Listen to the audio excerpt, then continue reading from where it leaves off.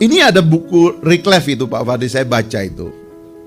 Dari mana itu The Idea of Indonesia? Elson juga menulis itu. Jadi dia bilang ide Pancasila itu adalah ide Indonesia. Itu datang dari dua mazhab, dua mainstream. Pertama dari orang-orang yang bersekolah ke Timur Tengah. Inilah yang kemudian menjadi ulama, belajar agama. Pusatnya di Mesir, Al-Azhar, di Sudan. Inilah yang datang membawa pikiran agama dalam negara. Nah sebagiannya itu yang pergi sekolah ke Eropa. Inilah yang kemudian belajar tentang konsepsi negara sekuler, tentang nasionalisme dan sebagainya, yang membawa konsep-konsep yang lebih detail tentang negara, sebab mereka belajar dari negara yang bentuknya itu baku sudah ada.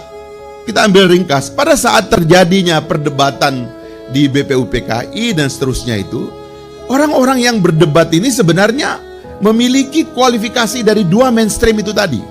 Mainstream yang belajar di Timur Tengah sebagai ulama itu tadi, di situ ada perwakilan Masyumi, ada perwakilan Muhammadiyah, ada perwakilan NU, Pak Wahid Hashim, dan seterusnya. Dan sebagian di sini termasuk di dalamnya kelompok non-Muslim, ada Pak Maramis, dan seterusnya di situ. Lahirlah Pancasila itu.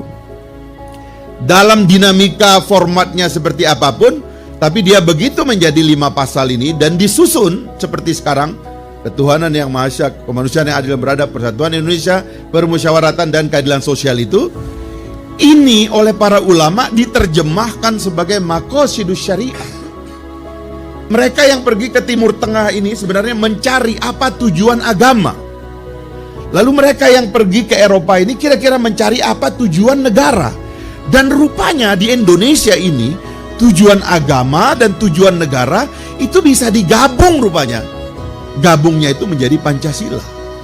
Makanya ketuhanan yang Maha Esa itu, kalau bunyi Inggrisnya itu, Bung Karno kan melafalkan itu pada saat kunjungan tahun 57 ke Amerika 19 hari.